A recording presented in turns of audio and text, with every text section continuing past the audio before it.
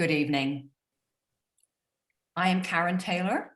I am Program Director of the General Society of Mechanics and Tradesmen, and I'm delighted to welcome you to tonight's lecture, which is part of the 2021 at Labour, Literature and Landmark Lecture Series.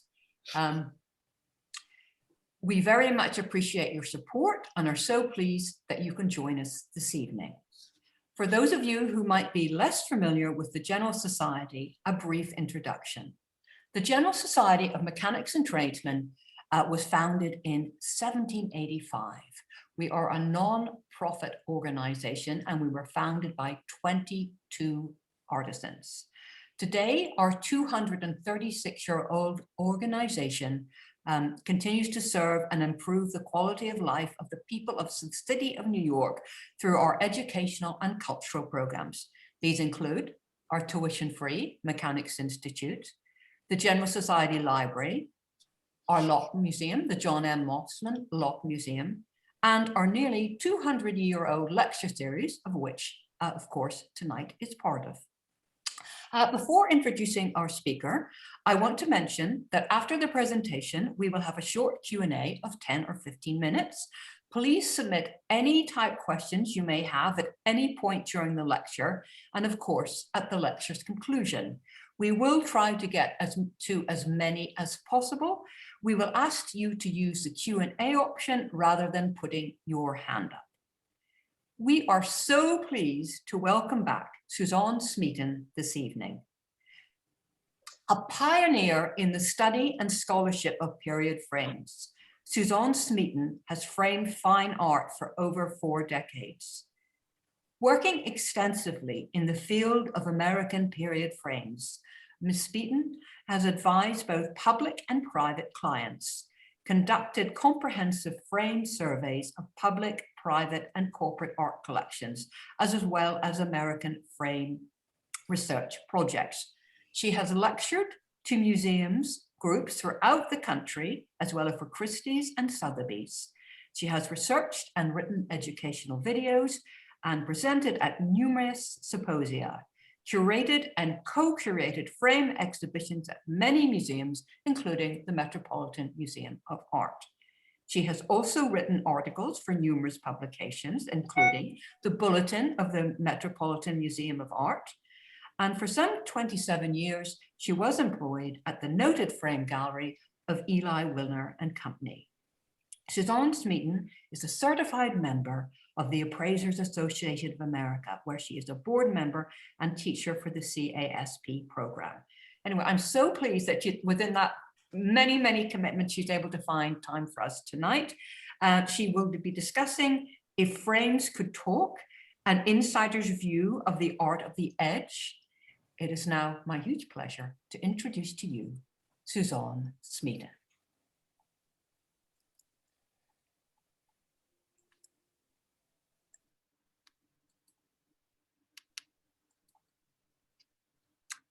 All righty, thank you. Do you see me? Everything good? Yes. Karen, are we good? Everything is good, Suzanne. Perfect. Thank you so much. Thank you. So thank you everyone who's joining us tonight. It's always a pleasure for me to speak about picture frames in all their many iterations. Tonight's talk will celebrate the often unsung artistry of the frame. Frames complement, transform, and enhance artworks.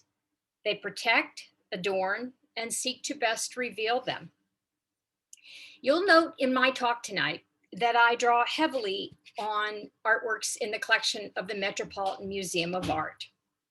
This is due to the fact that I have the good fortune of living close to the Metropolitan Museum of Art, and also because I had the privilege of working on the framing of a number of works of art at the Met over the years. And so it's made it easier for me to access images that actually include the picture frame on the artwork. That said, museums throughout the world are filled with these fascinating stories. Stories about the artistry of framing that is hiding in plain sight.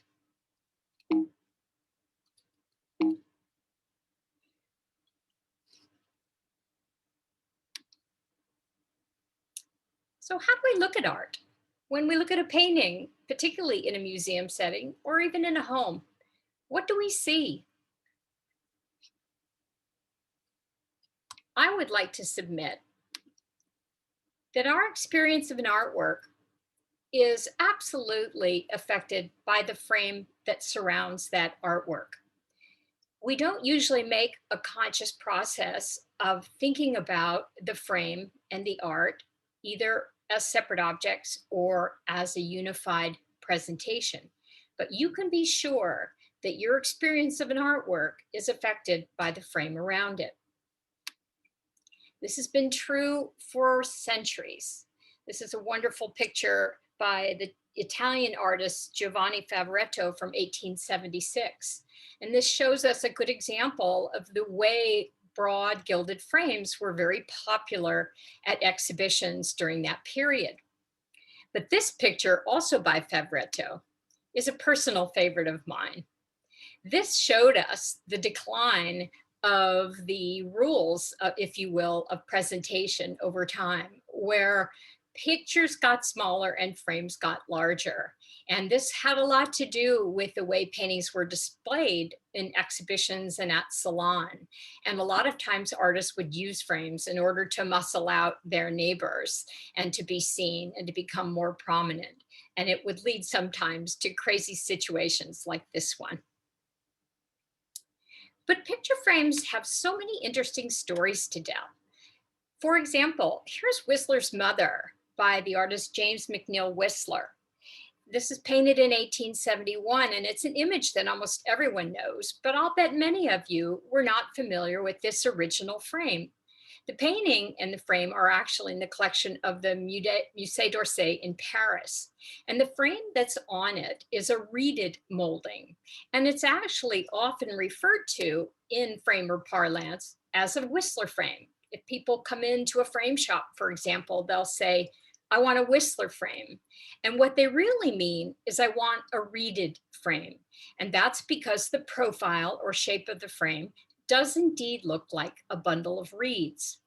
Now, this frame was not originally derived or invented by Whistler. He had actually become a friend of many of the British pre-Raphaelite painters who had experimented with frame designs, and they favored the reeded molding. The architect Thomas Jekyll used reeded molding in his interiors. So it was a classical element, but Whistler liked this because it was in real contrast to typical frames of the late 19th century, mid to late 19th century, which were elaborate, usually floral or foliate in their design, rather complex in their decor. And all you have to do is look at a simple Whistler tonalist image, and you can understand why he would not have wanted his paintings surrounded with a busy ornamental frame. So in addition to reeded frames like the one on Whistler's Mother and a number of other Whistler works, he actually painted on and made frames on other artworks. This is a self-portrait. This is in the collection of the Frick. This is from 1872. Whistler actually painted on his frames and put decorations and designs. You can see he's still using a bit of the reeded elements that we talked about. The other interesting thing is that Whistler would go so far as to specify what carat of gold leaf he wanted used on the paintings, because for many of his paintings, in fact, even this and Whistler's Mother, rather than being called self-portrait or Whistler's Mother was called Arrangement in Gray and Black, #1, and this is called Arrangement in Gray. Whistler was all about tonalities. And so he wanted to make sure that even the tonality of the gold leaf on the frames that surrounded his artworks were sympathetic and complementary to his images. And there's a lot in his writing where he is very clear about this intention and this desire. This is another beautiful example also in the collection of the Frick. One of the wonderful things that I find fascinating is that Whistler he was very affected by Japanese art. In fact, you can see on this artwork towards the bottom right-hand side where there's the rectangular chop, which would be typical on Japanese artworks.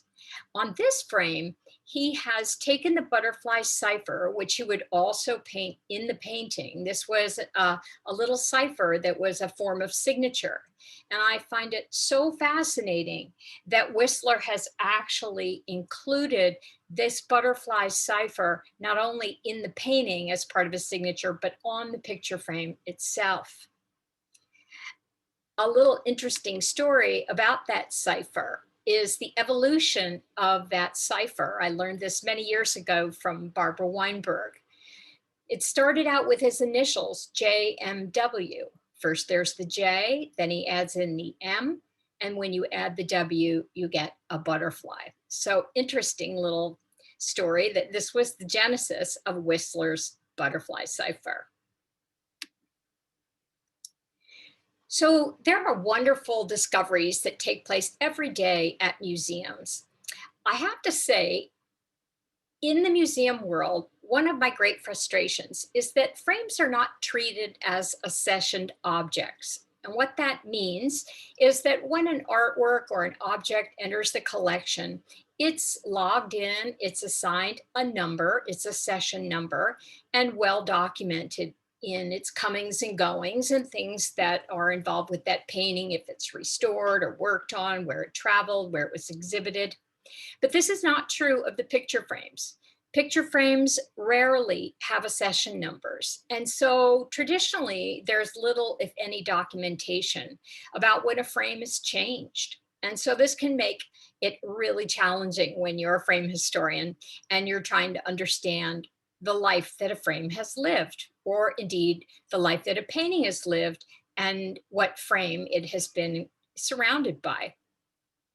So one of the wonderful discoveries that took place was in 1990 at the Metropolitan Museum of Art. They did a wonderful exhibition of Italian Renaissance frames. Many of you may be familiar with the Lehman wing and the Lehman collection at the Met. And in addition to exquisite paintings, objects, and furniture, many people don't know that Lehman actually collected picture frames, primarily Italian Renaissance frames, and they are exquisite as objects. So they did an exhibition, they had a symposium, they had a marvelous glimpse into this world, and it was really terrific, and the publication is excellent. But as they were working on the exhibition, they were working with this beautiful frame. Now, this is an Italian Renaissance frame with a lunette at the top. The frame, when they started examining it, was empty with the exception of the lunette at the top. They had dated the frame in part based on the lunette. The lunette is painted, or is by the workshop of Giuliano de Maiano, who is the brother of the well-known Benedetto de Maiano. And it dates to about 1480 or 1500 and is beautifully carved. Well, the lunette is an image of a Trinity, the Trinity, flanked by angels and cherubim. And it was painted by Bartolomeo de Giovanni, who was active from 1488 to 1501. Well, you would think that's good enough for me. That's a beautiful object, and you have a little bonus of a painting inside. Well, as it turned out, they also realized that they had in the collection a beautiful painting on panel by Botticelli, The Last Communion of Saint Jerome. And wouldn't it be wonderful if this painting from the early 1490s might work well with this picture? Well, indeed, it did. This is just a carved detail. And there's the lunette. And here it is in the gallery, the Botticelli married. One of the remarkable aspects of this story is that when they went to try the Botticelli in the frame, it fit almost perfectly. Very little alteration required at all to have the panel just drop right into the frame, which is almost unheard of. So the question became, was the Botticelli in here originally?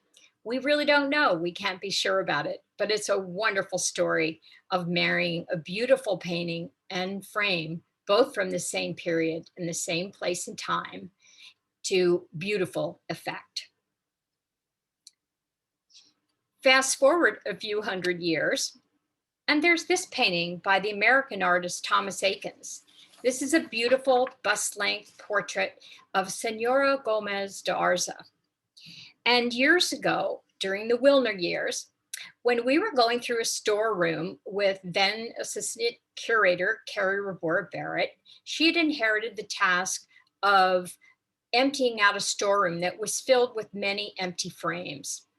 And we would meet with her every morning. We called it the 8 o'clock club. We'd meet with her before the museum opened and look at lots of frames. And we couldn't understand why this exquisite 17th century Spanish frame was in among all the American frames. And in fact, we learned that she traced it through labels, that this painting was the painting that this frame had come off of. And it turns out that the painting was given directly to the Met from Eakins's widow not long after his death.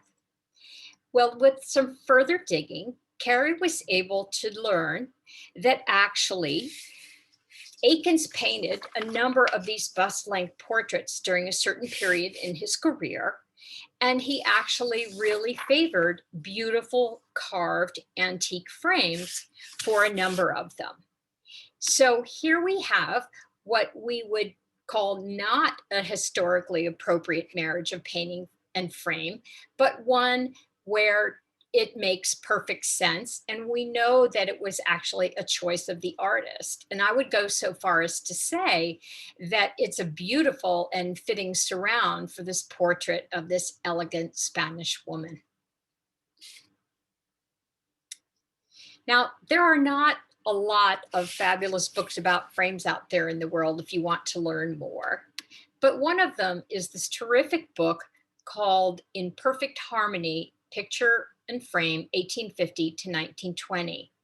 This is a compendium of essays specific to 19th century European artists and their frames and frame choices. And I have to call it out because it's a spectacular publication with beautiful images and riveting stories about many artists, many of which we've all wondered about.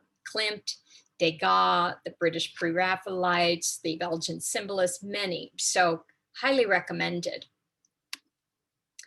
In that publication is the depiction and an essay about the Belgian artist Fernand Knopf. And Knopf was one of a number of symbolist artists who also designed a number of picture frames for his artworks.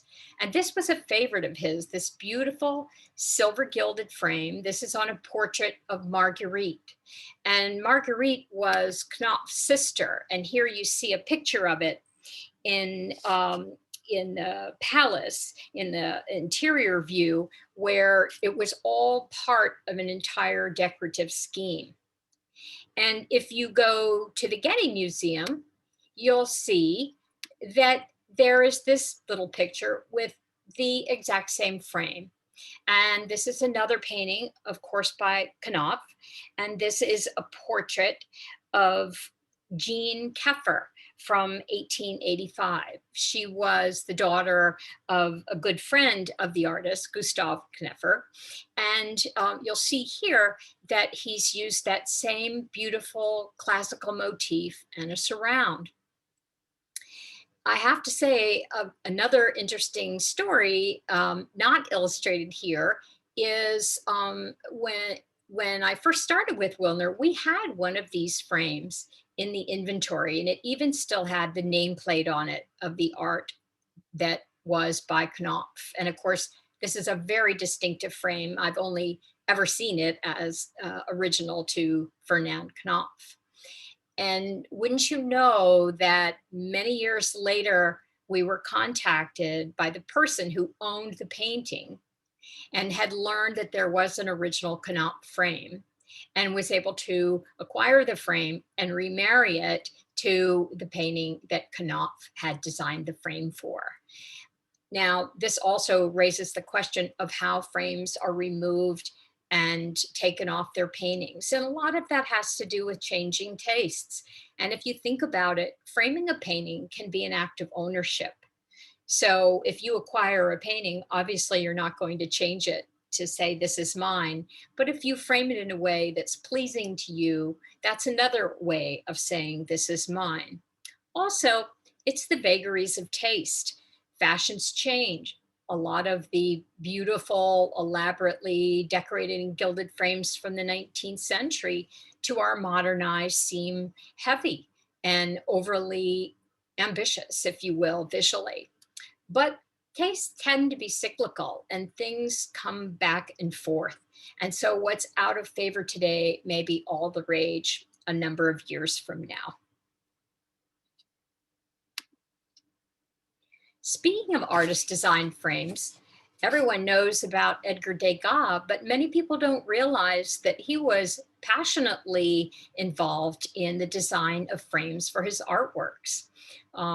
This is a frame that Degas designed or favored for many of his artworks. We know that Degas designed frames because there are many sketches in his papers of all kinds of moldings. And here you see where he is in that second row, 2 or 3 images over, you can see that sort of cushion shape where he's experimenting with different molding profiles. And he actually had a great many different frames and frame profiles that he favored. And there were many versions. This is one, if you were at a museum, this is called Woman with the Towel. This is at the Met. If you were going through a gallery, you probably wouldn't think twice about this unassuming picture frame. But this is actually one of Degas' designs. And this is an iteration, if you will, of that sort of reeded molding, that cushion shaped molding that we saw on the first image. And in this case, if you look at the detail on the right, you'll see that there's a lot of back and forth where the cuts, if you will, go deep underneath, back and forth.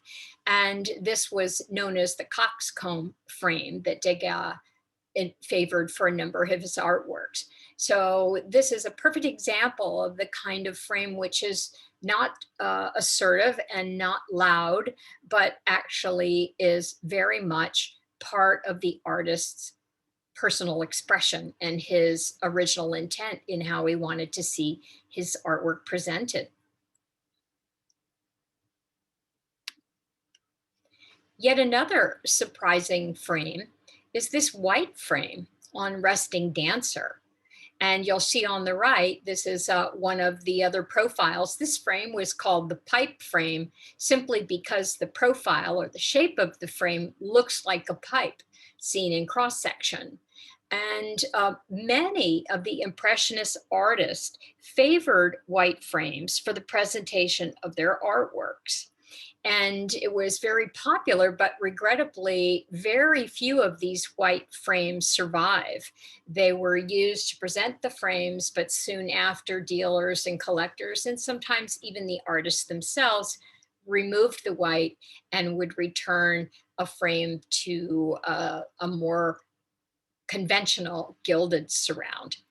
The story goes that Degas was so particular about his picture frames that if someone acquired an artwork of his and reframed it and he saw it and the new frame was not to his liking, he would take the picture back, which is pretty extraordinary. Also, the collector, Louis and Louisine Havemeyer, were advised by their friend Mary Cassatt, who was living and working in Paris and was a friend of Degas, and they bought a great many of Degas paintings on Mary Cassatt's advice, and they were very committed to retaining the style of frame that Degas wanted to see on his artworks. And there are 3 or 4 of them. And in fact, the woman with the towel is a good example of that very thing. It's fascinating to me in this painting by Renoir from 1897.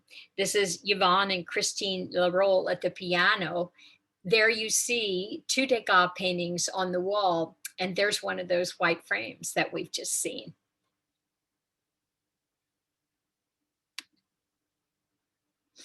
There are also wonderful stories of framing and reframing framing artworks. And this is one of my favorites. This is a painting called Swimming by Thomas Eakins. It's in the collection of the Amon Carter Museum. And it was actually in the collection of the Museum of Modern Art in Fort Worth, Texas, but it had been on long-term loan to the Amon Carter. And they were negotiating the purchase of the painting from the Museum of Modern Art in Fort Worth to the Amon Carter Museum. And the curator said, you know, I don't think the frame that's on this could possibly be original. Are you sure you maybe don't have the original frame in your basement or somewhere in storage? Could you please look? And so look they did. And indeed, they found that they did have a frame in the basement. She was being motivated in part because she had seen this photograph of the Eakins Memorial Exhibition that took place in 1917 and 18. And Swimming is there on the wall. It's the painting just to the left of that large painting right in the center of the screen. And she zoomed in and she knew, she had a general idea of what the frame looked like. And sure enough, they did find that frame in the basement. There you are. There's a blow up, a little hard to see in this grainy enlargement. But they found the frame, and here it is in all its majesty. So she had them include the frame in the deal, as it were, and Eli Wilner and Company was asked to restore the frame and make it just right. And while it was in the Wilner studio, the Metropolitan Museum of Art asked if they could have the frame copied for an Eakins in their collection, and the curators at the Amon Carter agreed. So a copy, molds were taken of this beautiful frame, and a copy was made, and it was put on the painting by Eakins called Arcadia. And this is Arcadia.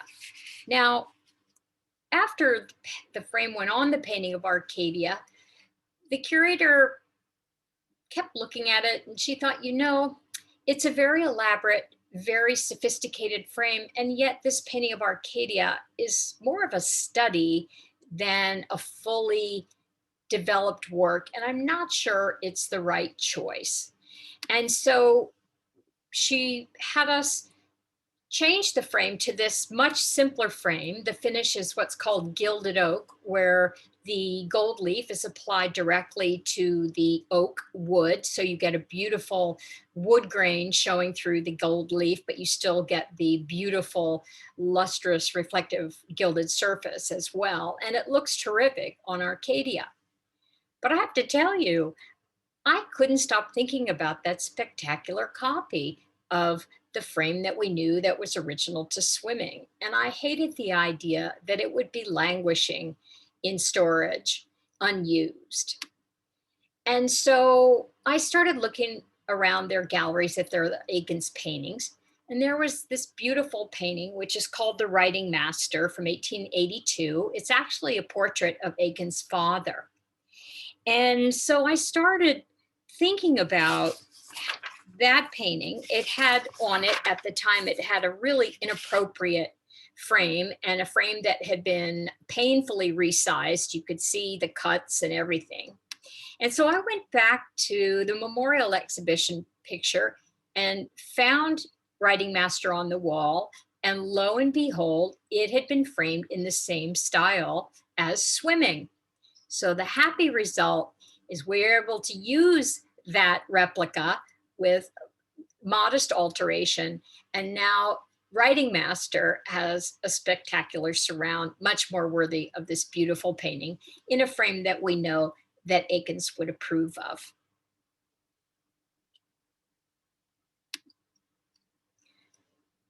Now, under the category of what I would call enticing avenues of exploration are frames that hang on the wall in the European galleries, the 19th century European galleries. This is one of two pictures. This is called The Good Samaritan by de Camp, and this is a Corot. And both of these paintings were given to the museum also from the Havemeyers. And I don't know about you, but these look incredibly a lot like the work of Louis Comfort Tiffany. Those spirals, the material that's used reminds me very much of the leaded pieces that go between panes of glass. And it's interesting to know that Louisine and H.O. Havemeyer had their home designed by Louis Comfort Tiffany in about 1892. And that's when these paintings were framed for their home. And this is something that needs further research, but I would love to prove that these are absolutely by Tiffany. They are unlike any other frames I've ever seen before. They're the only two I've ever seen like it, and they are remarkable and they're quite beautiful. Well, this is the chapter I like to call Things Aren't Always What They Appear. And of course, this is me when I was still a redhead. But no, I'm not there palling with the Queen. This is a cardboard cutout of the Queen. So the point being, things are not always what they appear. Here's an example of a beautiful painting called The Banks of the Loing River in France. And this is by the American artist William Lamb Picknell. The frame, or rather the painting, for many years hung on the wall in just this fraction of a frame. And it turned out that actually it was determined it's just the inner liner. You can see from the passage where the beads are towards the picture, that's what the Picknell was hanging on. And so we said, well, you don't need to replace the entire frame. We should find an appropriate outer element to go around the original liner and combine them. And so we found several frames that were of the period that would have been the entire frame, and they selected the outer element that they wanted. And we created it and essentially wrapped it around the inner liner and created the complete frame again. And one of the wonderful effects that this had on the painting was to deepen the overall picture frame. And so this wonderful perspective of looking down the path along this river is really accentuated by the shape and the size and the scale of the frame that really invites you into the picture and leads you inside. Well, back across the museum and the European galleries, this is a painting of Joan of Arc receiving her vision by Bastien Lepage. This is a much loved image. And when you first glance at it, it's pretty fabulous. What's there to question? Well, just like the Picknell, this very narrow frame, when you look at it from the side, it's raw wood. And that's because it is just the liner. Much like the Picknell, the primary outer element of this picture frame has gone missing, and who knows where it's gone. But happily, it's not calling attention to itself, and the painting is still a much loved painting, whether it's living in a partial liner or the entire frame that it would have probably had in the beginning. This is where period photographs come in. A lot of times we can find exhibition photos where an artwork is on view and we can see what the original frame looked like, much in the like the Aikens exhibition photos. Well, the next artwork was originally in a different section of my talk. And I used to tell the story. This is a painting by Rembrandt.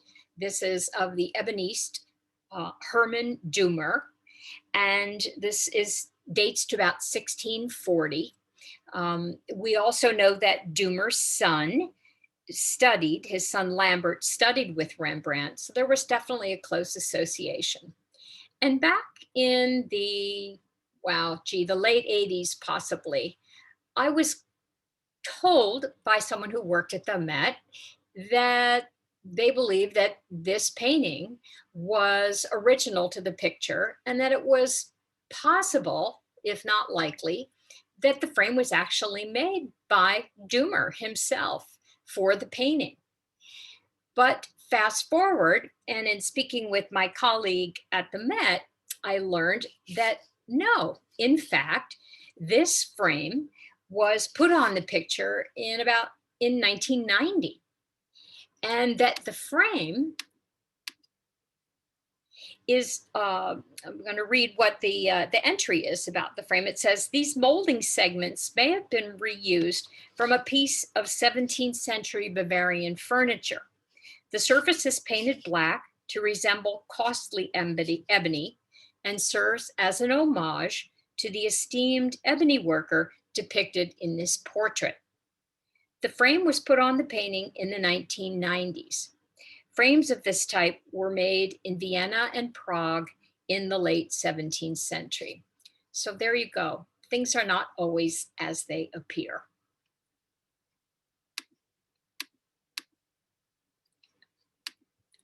Sorry, I don't know why this is not compliant. One more in the Things Are Not As They Appear. This is a beautiful painting in the collection of the Getty Museum. This is by Jacques-Louis David. And this is a painting called The Farewell of Telemachus and Eucharis. And it was painted in 1818. And I saw it mentioned in an article about perfect examples of the Empire style, French Empire style frames that were so popular when David was doing this kind of work. And they were calling it out as the perfect example of original painting in frame.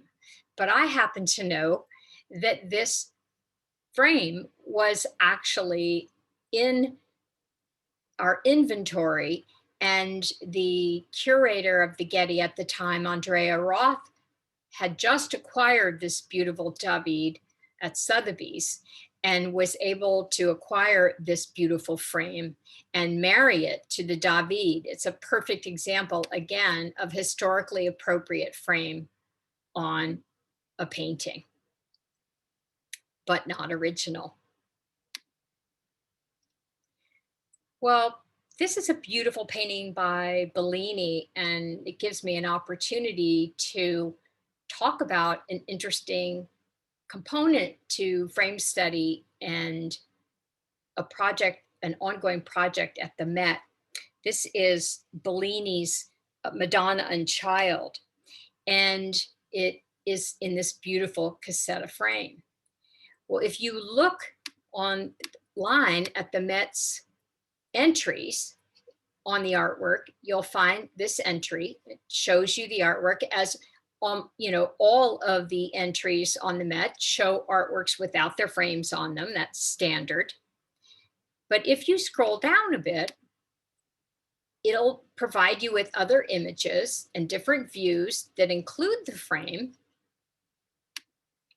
And then down below, where it has different aspects of the artwork, the history of the art, its provenance, there are now many, many entries that have a frame section, and you can open it up and you'll get an entry like this one that talks about the frame, its history, its design, its materials, all of those methods. It's a really wonderful, wonderful resource to be able to learn. My friend and colleague, Cynthia Moyer, who's in frame conservation at the Met, has been working diligently to get as many of these entries as possible online. I know that she told me there are over 120 entries already online and many other in the pipeline.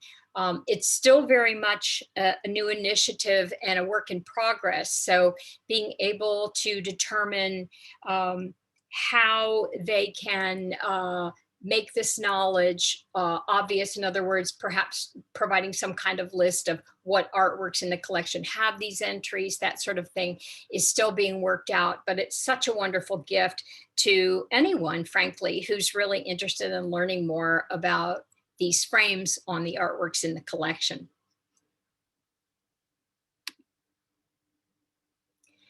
Well, Madame X, so many people are familiar with Madame X. And Madame X is one of the stars of the collection. She's famous worldwide, and the story of Madame X is well known.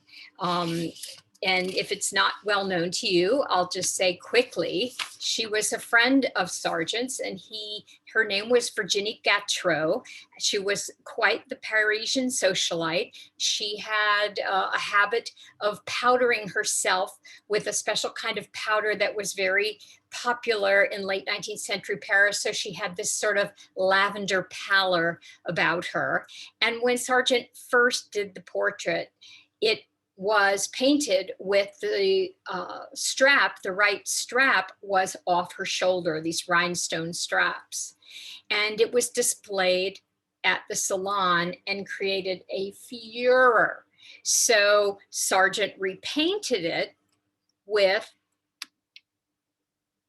the strap not falling off her shoulder. There was so much talk in the Paris press about this painting of Virginie Gautreau and what did it mean and how scandalous it was. It might have been hanging next to a painting of a nude, but it was a classically depicted nude. So for a woman to be in a dress like this that didn't have a lot of corsetry and armor, if you will, that was typical of the day was considered really scandalous.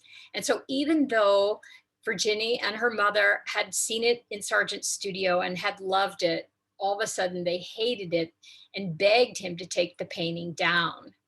And we see it here in this beautiful French frame. This frame, just by looking at it, is probably a good 12 inches wide. And yet in the Met, it had been hanging for many years in a narrow frame, not very becoming of a masterpiece and one of the great icons in the collection. So working with Carrie Rabora Barrett again, we determined that rather than that narrow molding that had been on it, we should find something better. And in the collection of the Met was this frame. It has the original maker's label, Thomas Wilmertz and Sons. They were well-known New York City frame makers, made beautiful frames. And this is not nearly as wide as the original French frame, but the aesthetic and the design of the frame is very similar in spirit to the frame that was on the painting in Sargent's studio. And so that frame was on a painting by Benjamin West, which was about 100 years off date for the picture, for the Benjamin West picture. This is an 1880s American frame. So it was sized in order to go on to Madame X, and she was appropriately surrounded. So instead of this narrow, unremarkable frame, she has now a much more elegant surround. You know, it's interesting, Sargent never sold the painting until he sold the painting to the Met in 1916. And it was at that time that he asked that they please refer to the sitter as Madame X and not assign her name to it, because it had been such a sensitive issue for her. If you're interested in the full story, there's a fabulous book called Strapless by Deborah Davis. Highly recommend it. You learn all about Virginia Gautreaux and Paris society and her friendship with Sargent and the whole Madame X story. It's a wonderful, wonderful story and a great book.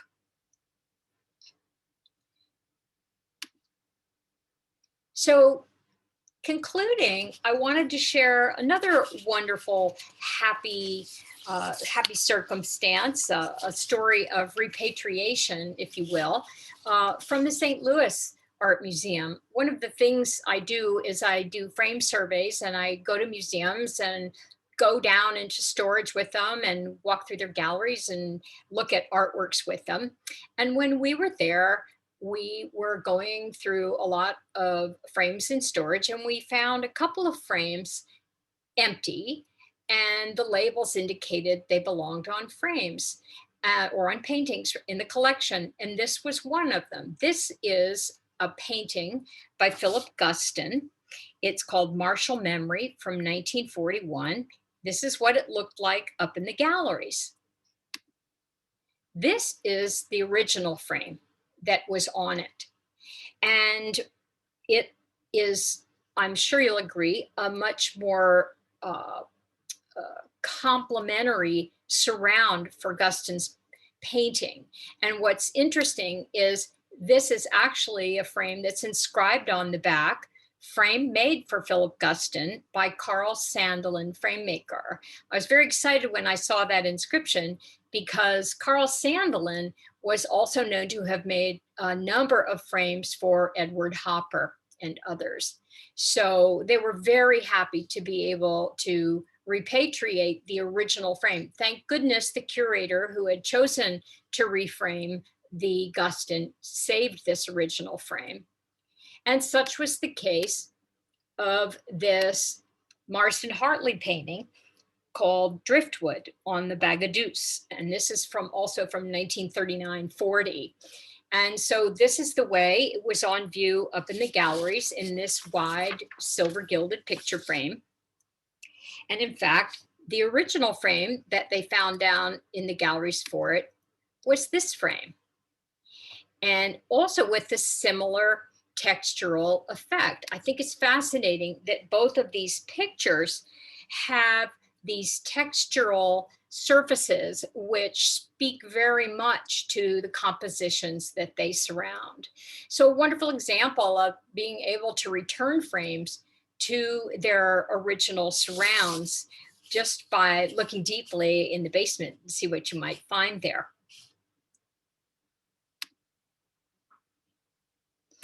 The Boston artist and frame maker Herman Dudley Murphy once said that choosing the right frame for an artwork was like finding the perfect dress for a beautiful woman, a setting that would best allow her to shine.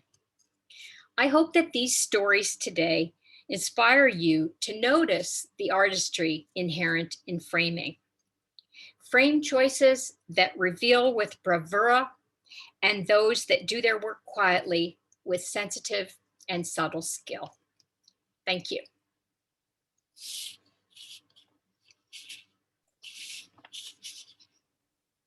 Suzanne, that was absolutely fabulous. And I see Victoria is also joining me at this point.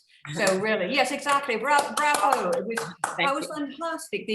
The combination of the absolutely stunning and sumptuous artwork and frames and your eloquent words. So thank you very much. Victoria, do you want to say something before I start the Q&A? Suzanne, it's just so good to have you back. I can't believe you were first here 6.5 years ago. And it's such a pleasure to have you back.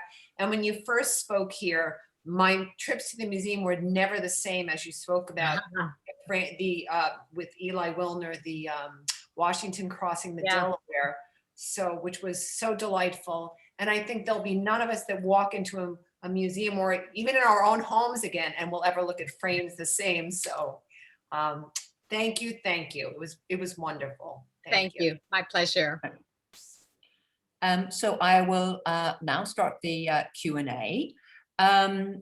This is a question from LN, and he or she writes, read frames, question mark. Not wood, grass reeds, just striations? Striations. Striations, thank you. There are reeded frames can be fabricated in a few ways. Many of them are actually made by a method referred to as extrusion, where it's a wooden substrate and then a material, a moldable, it's hard to describe it, but it's like a moldable putty that becomes hard, is extruded through a knife of some kind that will create that form. There were also wood knives that could carve a wood frame like that, but that would be really difficult with the super fine reeds. So it just depends on the frame, but those would be the two primary ways that reeded frames are fabricated is by wood, special wood carving knives that would allow them to create the reeds, or also this extrusion method. I assume that's the question. Yes, I think you've answered it very comprehensively. Thank you. This is from Anne Clark. Did Whistler paint the details of the Japanese style waves on his self-portrait? Yes. Okay, well, there you go. That was a quick answer. This is from Isabel Kapczynski. Oh, Isabella, before you tell me her question, I have to say hats off to Isabella. She wrote a thesis on the importance of institutions documenting frames in their collection, when they're changed, what's remarkable, or retaining, even if only through photographs, documentary evidence of the history of framing of artworks. So I just have hats off to Isabella. Well, what would she like to know? Absolutely, and I think you've proved that in your talk, the importance of the curators who've hung on to the frames. So, hi Suzanne, thank you so much for your talk. I'm wondering about the possible Tiffany frame on the Coro. Do you think the Met would allow you to see the back of the frame somehow and see if there are any signatures from Tiffany there? Any other ways this might be proved or researched further? Oh, yes, resoundingly yes. It's just on my ever-growing, very long list of research projects that I would like to pursue. The Met, I have to say, has been very gracious to me. I've been doing research on a number of frames, and they have been more than gracious and accommodating to arrange for me to get access to taking frames off the wall and inspecting them from behind, from looking at curatorial files. The Havemeyer story, even as it pertains to frames, I think is very rich. And it's just way down there on my list of many things that, that I'm researching. But maybe you can do it, Isabella. There you go, Isabella, a challenge. And our next question, in fact, our next question actually is, a number of different questions. So we'll try and get to them all. We do have quite a number of questions to answer now, but basically, this is from Karen Doucette. Suzanne, your expertise across art periods and your keen eye have led to some wonderful detective work. And I must second that, because it does seem to me, as much as what you're doing is detective work, as all the other many skills you have. Do you have a special mission underway, i.e., are you tracking down an historical frame style, or calibrating a particular style across galleries, or solving an anomaly with renowned framing? Or question, point, dash. I would say all of the above. I will never stop. I keep doing it. I've been working for 3 years researching the frames of Florine Stedheimer, hopefully to be able to finally complete a lengthy journal article that I hope to have published. That's been taking up a huge portion of my time and energy and thought. But I'm pursuing all of those things and always interested in learning more, and I don't expect to ever stop doing that. Very good. And this is a second question from Karen. Now, what unusual materials have you observed, i.e. textile, horn, shells, etc.? Oh, that's a long question to answer. I'm not sure I could address it all, but okay. Yeah, I would say, not to be glib, but I've seen it all. I've seen frames of all kinds of different things. Yeah. Right. And this is the final question from Karen. She's seen folk art wooden frames. What are your thoughts about these as an organic art form? And do you see similar things in other countries, similar folk art wooden frames? Is it a common feature throughout the world? Yes, absolutely. You do see folk art frames, folk art and folk art frames all over the world. When you say the folk art wooden frames, that could mean a lot of different things. There were folk art frames that had faux finishes painted on them. There were folk art frames that are often called tramp art, that were, some of them were wood and some of them were made with cigar boxes that had been cut out with, looked like they were cut with pinking shears. They had the zigzag edges. So there are a lot of those. That there are some people that that's all they collect are these tramp art frames. So it's a very rich and interesting area for sure. Absolutely. This is from an anonymous attendee. Does modifying a frame to accommodate another work not diminish the value of the frame? What is the accepted practice in this regard? This is a wonderful question, and it's a really good question to ask. First, I would preface my answer by saying that interestingly, frames have been altered to be used on other paintings literally for centuries. The only about half of the European galleries are open at the Met right now, and part of the paintings that are, some of the paintings that are not on view have these exquisitely carved French frames, and you can see the cuts. I mean, they are easy to spot. They're not hidden. That said, it has always been my belief, it was our position at Wilner, and it continues to be my perspective, that altering a frame, if it is done well, is not the same as lopping the legs off a highboy or something like that. That a frame, in fact, performs its function in part by the size that it is. And even though we enjoy standard sizes today, this was not always the case. And I think that if the alteration is done sensitively and done well, that it's acceptable, and that in fact it would be a shame for a beautiful frame to languish in the rack because it was 2 inches too large in one direction. So the caveat is the restoration done sensitively, and is it done well? So does it honor the rhythm of the ornament? Does it not? And see, the beauty is that most of these frames, which are gilded objects, there is a gesso layer between the wood and the gold leaf. And so if a cut is made, that can be gessoed over and that area can be gilded. And again, this requires great skill. That the artisan can actually cover that cut. You would only know it was cut if you looked at the back or if you looked in the rabbet of the frame. So that's a long way of saying that I do believe that the value of a frame is preserved if it is very carefully and sensitively altered. Right. Well, thank you for answering that so fully. Mr. Gold, Ronald Gold wants to know if we're recording this. Well, yes, we are, Mr. Gold, and we will send you out a recording of this in a few days. He also wonders about your contact information. Well, if you look on the screen, you will see Suzanne's email address and website, and the website's a wonderful resource, and I do recommend you go to that.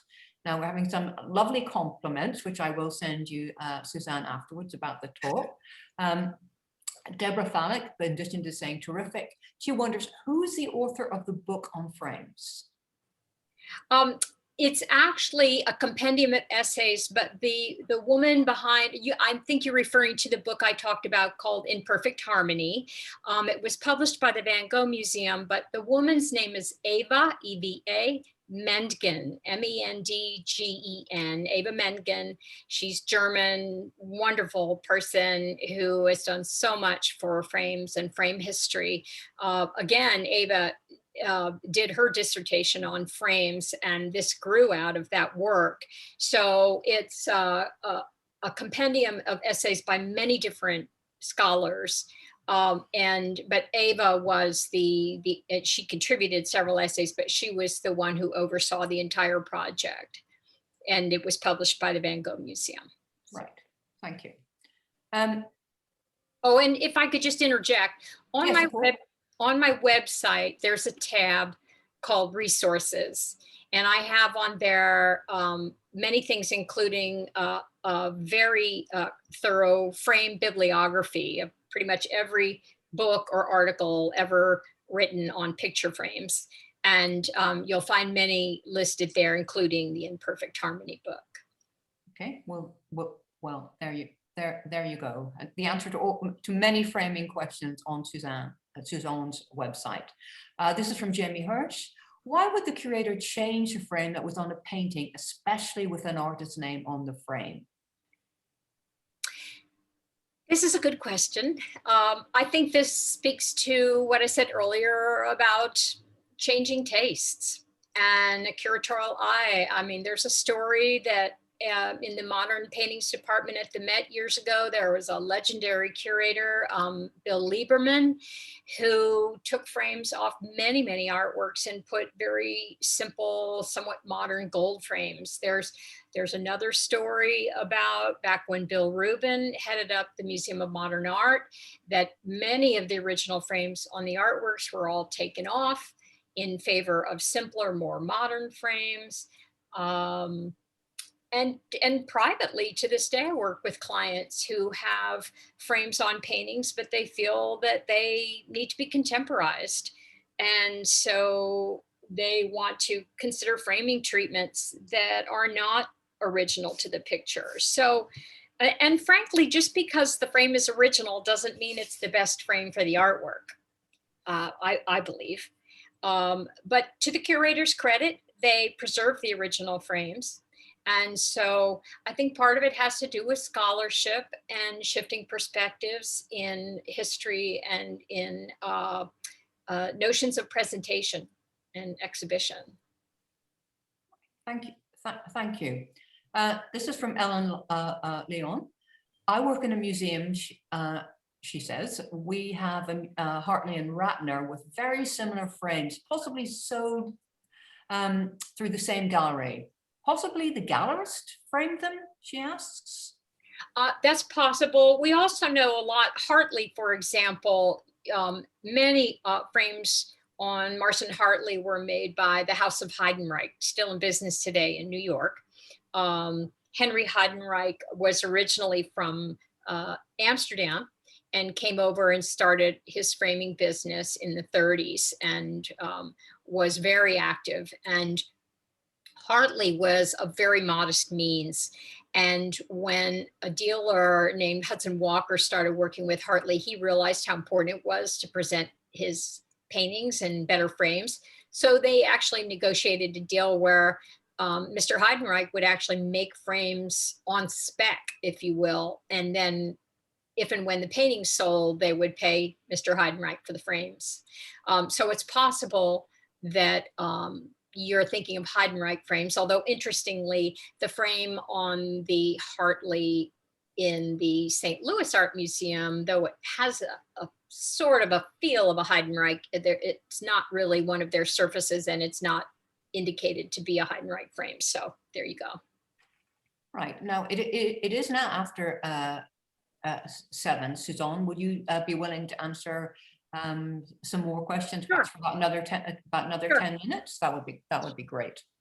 And again, our apologies if we don't manage to get to your question or comment in that time. But you have an email. You can yes, exactly. Absolutely. You can email Suzanne directly. This is a good question. Well, all the questions are good, I should say. But this, can you give any tips or tricks in a museum setting for those of us with a less discerning eye to help us know whether we're looking at an original frame or not? And that's from an anonymous attendee. Oh, that's, yes, there are many things you can look for. Part of it, I would say initially would be to educate yourself about frame history and frame styles. So for example, there are certain styles of frames that are particular to the 19th century or the mid 19th century or the late 19th century. And there are stylistic differences. And so it would be unusual to see one of those on an American modernist work, for example. So number one would be to familiarize yourself stylistically. On a fundamental practical level, part of it would be to examine the frame and to look at the back. The number one thing I tell people to do is look at the back and look at the wood. Is it old wood or new wood? Which would help you to understand if it's a new frame or an old frame. Also the quality of the surface, if it's a gilded surface, if you, once again, just like everything, it's looking, and educating yourself. So you want to look at as many gilded surfaces as you can to educate your eye about what a good gilded surface looks like, what a beautifully gilded surface looks like, so that when it's a not beautiful gilded surface, you can notice that. For example, on a lot of less than wonderful reproduction frames, they would do all kinds of things they would be gilded, but then they would put this patina. Patina is a beautiful surface that gilding just develops over time. And it's a function of all kinds of things, particulate in the air. And there's a joke, one man's dirt is another man's patina. But they would do things with sponging or splattering with the toothbrush or things like that to kind of antique the surface.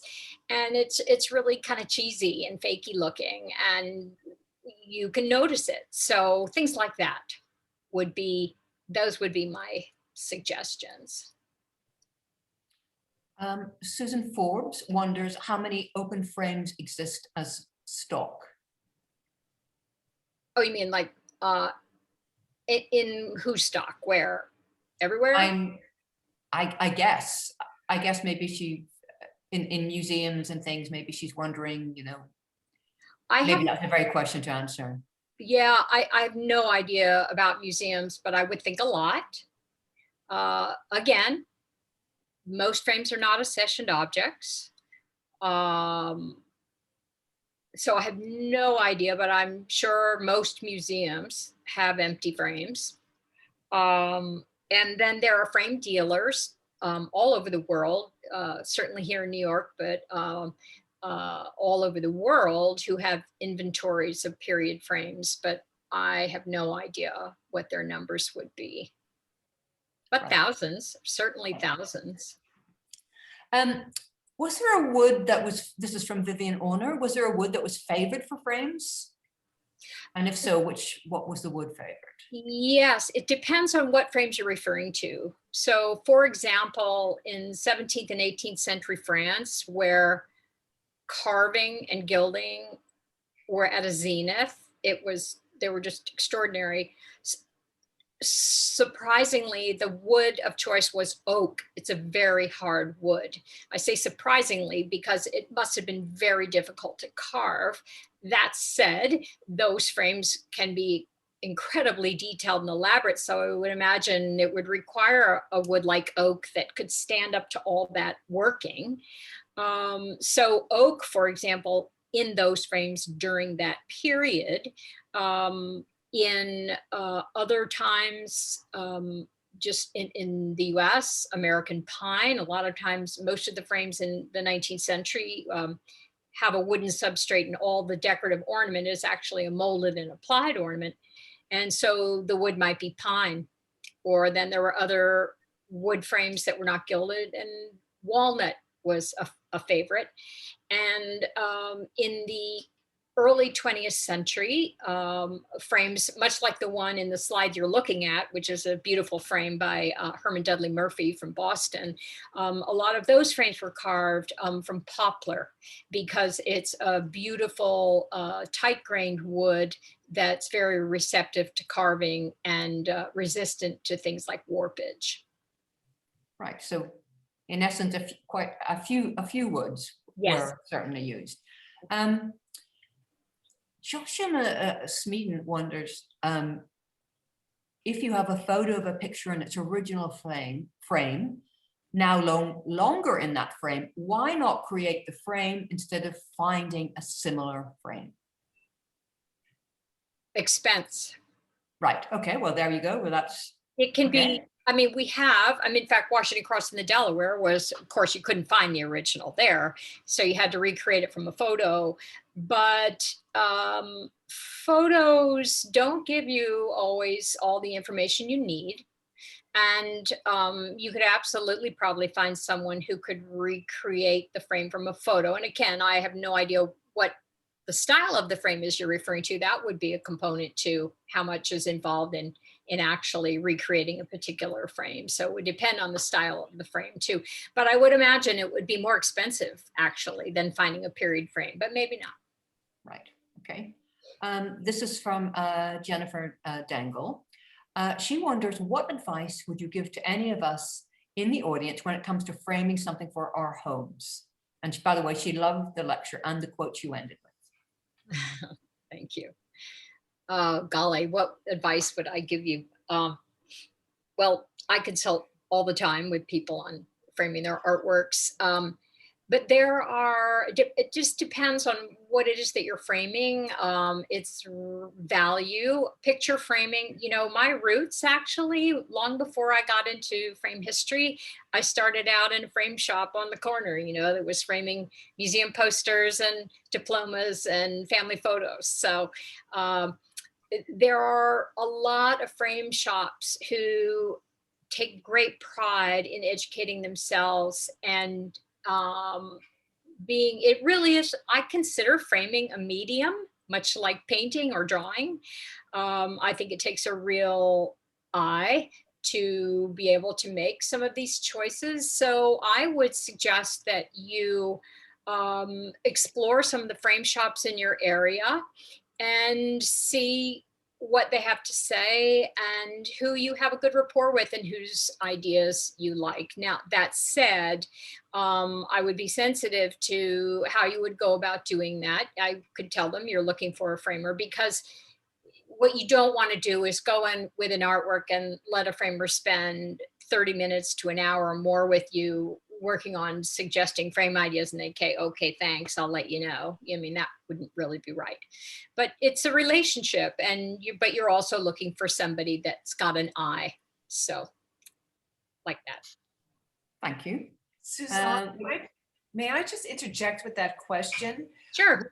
When you were in that frame shop all those years ago, did you say, I have found my passion? What happened next after that frame shop? You've come a long way from diplomas. I'm still framing diplomas for my sister. And that was my sister's question, just for the record. And Jennifer. It's quite a wonderful story, actually. I always say that my career found me. I didn't find it. Back when I was doing that, it's kind of laughable. I was not in New York, and I didn't even have period frames, antique frames on my radar, even remotely. I moved to New York City in 1983, and I got a job at a frame shop, a corner frame shop on Lexington, because it was something I knew how to do. I was trying to find what I wanted to do, kind of thing. And at that job, I eventually got hired away by one of our suppliers who supplied a lot of artists and galleries in the city.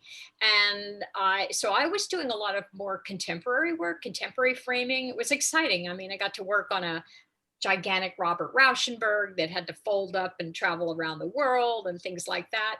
And when I was at that job, we were the only distributors of a material called Den glass. It was the go-to glass that everybody wanted, including museums. It was a special glass with a polarized coating that had a non-reflective properties and UV filtering properties. And you could only get it from the company I worked at. And Eli Wilner was one of the clients. All the client contact was over the phone. He would call up and order Den glass for his gallery. And I had seen a little bit in New York Magazine about him and had taken it, clipped it out, thought, oh, I should see what this guy's doing. And it was partly about that he was doing picture hanging. It wasn't just the old frames. But one day he called and said, I need a manager and I love your energy over the telephone. That's amazing. So I went up and I met him, and the rest is history. I really learned along the way. Of course, we live in New York, so all these incredible collections in the museums in the city and the whole, Northeast, and both public and private, and seeing hundreds and hundreds and hundreds of frames over a long time. And I just loved it.